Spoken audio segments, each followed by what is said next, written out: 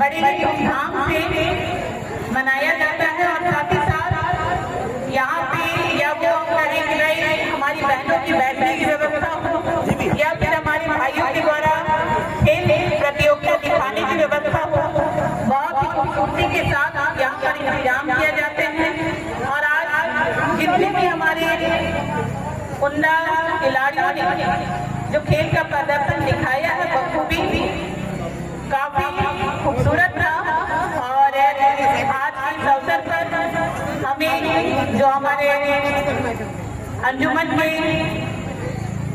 सदर साहब ने जो बताया, सरफुद्दीन जी ने निश्चित तौर पर आज कहीं न कहीं ये देखा जाता है कि जितने भी ज्यादातर हमारी युवा पीढ़ी ऐसे हैं जो नशे का शिकार हो रहे हैं, गलत मार्ग पर जा रहे हैं, तो इन सब से हम लोग को बचना है और उन्हें बचाने का काम करना है। दूसरी चीजें कहीं न कहीं एजुकेशन को लेकर के हम आज भी हमें लगता है कि हम और अधिक शिक्षित होने चाहिए थे, हमारे समाज के लोग या फिर अन्य हमारी युवा साथीगण, लेकिन आज कहीं न कहीं एक प्लेटफॉर्म चेंज होता दिखता है। पढ़ाई की और कम और दूसरी साइड कुछ ज्यादा ही लोग एग्रेसिव हो रहे हैं और आकर्षित भी हो रहे हैं।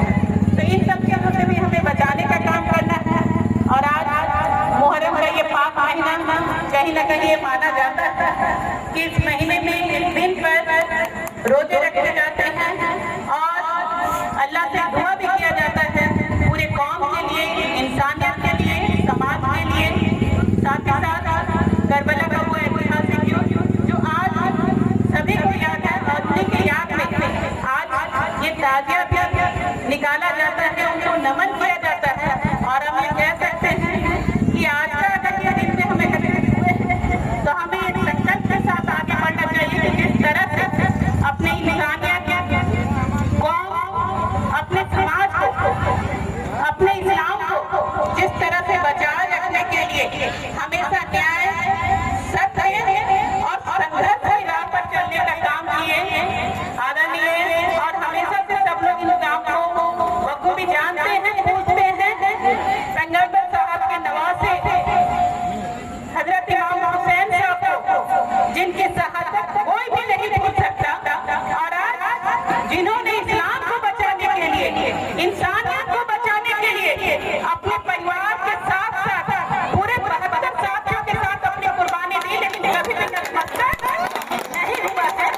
और आज के दिन में हमें ये सबक लेना चाहिए कि कभी भी कोई भी विकट परिस्थिति रही हो, कभी भी कितना भी मजबूत क्यों न हमारा विरोधी सामने रहा, लेकिन अपने जब इस्लाम की बात है, अपने लोगों की बात है, तो कभी भी पीछे मुड़ के नहीं देखना चाहिए, इसका सामना करना चाहिए। लेकिन जो और लुटेरे हमेशा पीछे से वार करते हैं, उसकी हिम्मत नहीं होती है कि वो नजर मिला करके आपसे लड़ सके, जो कि इस करबला के मैदान में भी देखने को मिला। अगर यजीद नामक शासक के अंदर अगर वो हौसला होता, वो काबिलियत होती, वो सामने से इमाम साहब के सीने पे वार करता, ना कि पीछे जाकर के वो वार करता।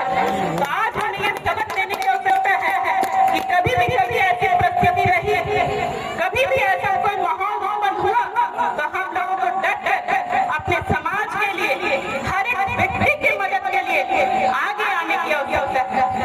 तभी हमारा ये देश, हमारा ये राज्य, हमारा ये समाज उन्नति की ओर आगे बढ़ेगा।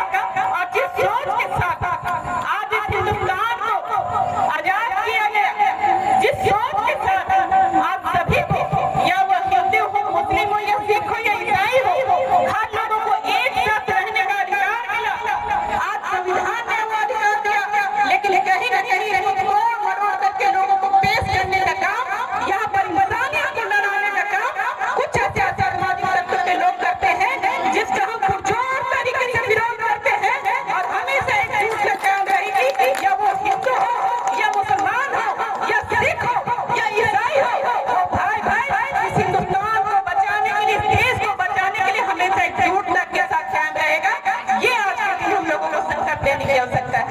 और ज्यादा समय हम नहीं लेंगे आप लोगों का। आप सभी को आज के इस दिन पर हम ढेर सारी शुभकामनाएं, बहुत बहुत बधाई। तमाम हमारी युवा साथियों को, तमाम कमेटी के